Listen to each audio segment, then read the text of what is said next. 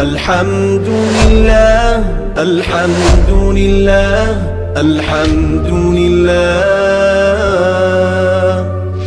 الحمد لله الحمد لله الحمد لله الحمد لله.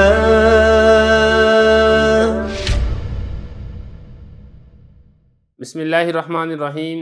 علم الصیغہ کا مقدمہ ہے، سبق نمبر 5 ہم آج شروع کر رہے ہیں. اس سے پہلے ہم نے علم صرف، علم اشتقاق اور اسی طریقے سے تدوین اور حالات مصنف وغیرہ یہ ساری چیزیں ہم پہلے پڑھ چکے ہیں. یہاں سے اصل کتاب شروع ہو رہی ہے جو کہ حضرت مفتی عنایت احمد رحمہ اللہ تعالیٰ کی اپنی تحریر ہے. پہلے سبق کا آغاز ہم کر رہے ہیں کہ حضرت نے یہ والی کتاب کیوں لکھی. خود ہی حضرت نے اس میں ذکر کیا ہے جو کہ ہم عبارت میں انشاءاللہ سمجھ لیتے ہیں. تو سب سے پہلے تو آغاز کیا ہے خطبے کے ساتھ. خطبے میں پہلے میں عبارت پڑھ دیتا ہوں، اس کے بعد پھر آگے انشاءاللہ اس کا ترجمہ کریں گے، تھوڑی بہت جو تشریح ہے وہ کریں گے اور وجہ بھی بیان کی جائے گی.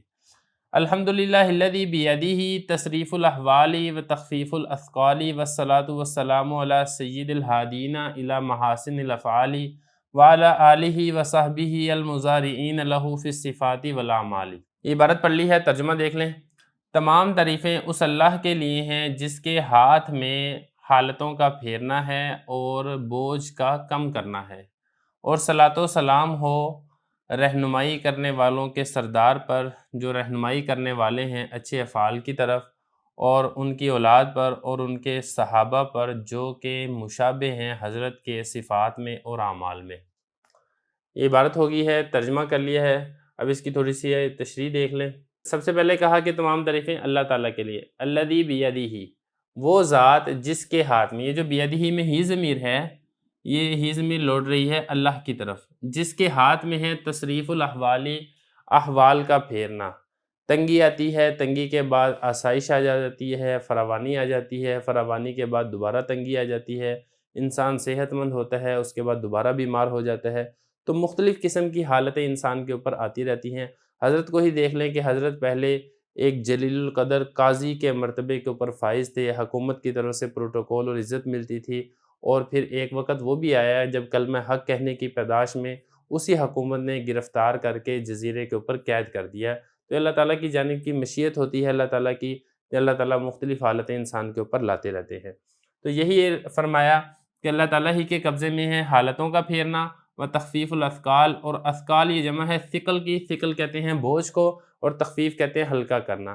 اللہ تعالیٰ ہی کی ذات بوجھ ڈالتی بھی ہے اور اللہ تعالیٰ ہی کی ذات بوجھ کو ہلکا بھی کرتی ہے. تو ان کے اوپر بھی چونکہ اس وقت آزمائش آئی تھی تو گویا کہ اس کے اندر ایک خفیف سا اشارہ ہے کہ اللہ تعالیٰ مجھے اس آزمائش سے نجات عطا کرے. اس قید و بند کی جو صعوبتیں ہیں جو انگریز حکومت نے ان کے اوپر مسلط کی ہیں، اللہ تعالیٰ مجھے ان سے رہائی عطا کرے. آگے فرمایا والصلاۃ والسلام، صلاۃ و سلام ہو علی سید الہادین، رہنمائی کرنے والوں کے سردار پر. اس سے مراد ہے آپ صلی اللہ علیہ وسلم کی ذات مبارک، کیونکہ آپ صلی اللہ علیہ وسلم ہی حق کی طرف رہنمائی کرنے والے ہیں، امت کو، لوگوں کو، انسانیت کو، جنات کو اللہ تعالیٰ کی اطاعت کے طرف، فرما برداری کی طرف لوگوں کو بلانے والے ہیں.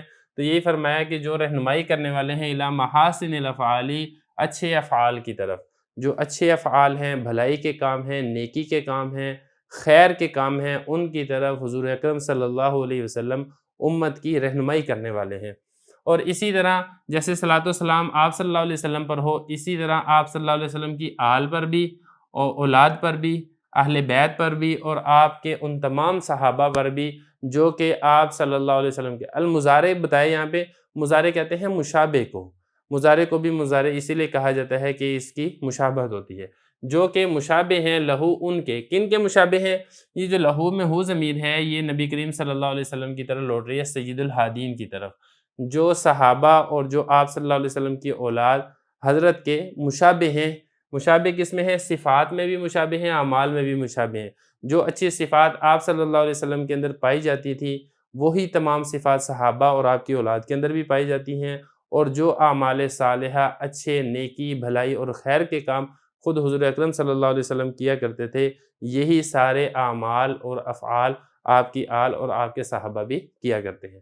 تو یہاں تک تو ہوگی یہ عبارت، عربی عبارت. اچھا، یہاں پر ہم نے ایک چیز اور سمجھنی ہے کہ حضرت نے کچھ الفاظ ایسے استعمال کیے ہیں جس میں برات استحلال کی رعایت کی ہے۔ وہ الفاظ کون سے ہیں؟ ان میں ایک ہے تصریف ہے، تخفیف ہے، اسی طریقے سے المضارعین مضارع ہے، یہ کچھ الفاظ ہیں۔ تو آپ یہاں پر یہ سمجھ لیں کہ براعت استحلال کہتے کس کو ہیں؟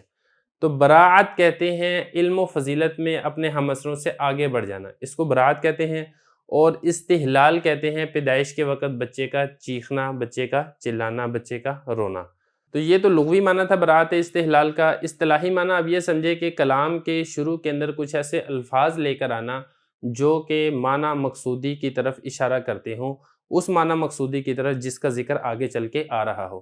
یہاں پر آپ دیکھیں چونکہ علم صرف کے موضوع پر یہ کتاب ہے، تو حضرت نے مقدمے کے شروع میں کچھ ایسے الفاظ استعمال کیے ہیں جس سے علم صرف کی طرف اشارہ ہو رہا ہے، جیسا کہ تصریف ہے۔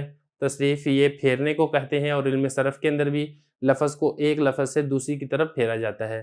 اسی طریقے سے تخفیف ہے۔ آپ کو معلوم ہے کہ صیغوں کے اندر تخفیف ہوتی ہے، قانون لگ کے صیغے آہستہ آہستہ کم ہونے شروع ہو جاتے ہیں، جیسا کہ مثال کے اندر قانون لگتا ہے ایک لفظ ایک حرف کم ہو جاتا ہے، اجوف کے اندر قانون لگتا ہے، ناقص کے اندر تو بہت زیادہ تخفیف ہو جاتی ہے۔ اسی طریقے سے المضارعین، اس سے اشارہ ہو رہا ہے فعل مضارع کی طرف۔ تو یہ براعت استحلال کی بھی رعایت رکھی ہے، جو کہ علم بدیع کی ایک بڑی اچھی چیز ہے، جس کا خیال بڑے بڑے مشہور علماء کیا کرتے ہیں۔ اس کے بعد اب آگے اردو کی تحریر دیکھ لیں۔ حضرت فرماتے ہیں کہ محمد عنایت احمد غفر اللہ الاحد، احد اس کی مغفرت کرے۔ احد کہتے ہیں اللہ تعالیٰ کی ذات کو، جیسا کہ اس کا ذکر سورہ اخلاص کے اندر بھی ہے۔ عرض کرتا ہے کہ علم صرف کی یہ کتاب جو ہے شفیق محسن حافظ وزیر علی صاحب، یہ حضرت کے کوئی دوست تھے حافظ وزیر علی صاحب، انہوں نے یہ فرمائش کی تھی کہ آپ یہ والی کتاب تصنیف کریں۔ یہ بھی انہی کے ساتھ ہی جزیرہ انڈیمان کے اندر قید تھے، تو ان کی فرمائش کے اوپر حضرت مفتی صاحب نے علم الصیغہ کتاب کی تصنیف کی ہے۔ تو یہ فرما رہے ہیں کہ ان کی خاطر جزیرہ انڈیمان میں یہ تصنیف کی گئی تھی یہ والی کتاب۔ پھر آگے کہا کہ مجھے حالات زمانہ نے ایک ایسے تقدیر کی طرف سے ایسے امور پیش آ گئے جس کی وجہ سے مجھے جزیرہ انڈیمان میں قید ہونا پڑا۔ آگے فرمایا کہ یہ کتاب میزان، منشعب اور پنجگن زبدہ اور صرف میر کے قائم مقام ہے۔ یہ صرف کی پرانی اور قدیم کتابیں ہیں۔ حضرت نے یہ بھی فرمایا کہ میں نے جب یہ کتاب لکھی تو میرے پاس اس وقت کوئی اور کتاب موجود نہیں تھی، ساری کی ساری اپنی ذہانت کے بلبوتے کے اوپر، اور جو ان کو پہلے سے علوم یاد اور ازبر تھے اسی کے بلبوتے کے اوپر یہ والی کتاب لکھی ہے، اور ایسی کتاب لکھی ہے جو کہ صرف کے اوپر مشہور اور پرانی کتابیں ہیں ان کا نہ صرف یہ مقابلہ کرتی ہے، بلکہ ان کے اندر کچھ ایسی چیزیں بھی ہیں جو کہ پرانی کتابوں کے اندر ذکر نہیں کی گئی ہیں۔ آگے دعا دی ہے نفع اللہ بہ الطالبین، اللہ تعالیٰ اس کتاب کے ذریعے سے طلباء کو نفع پہنچائے اور طلباء کو رزق دے، و ایایا اور مجھے بھی رزق دے۔ کس چیز کا رزق دے؟ اتباع سنتی سید المرسلین، سید المرسلین آپ صلی اللہ علیہ وسلم کی سنت کی اتباع کا رزق دے۔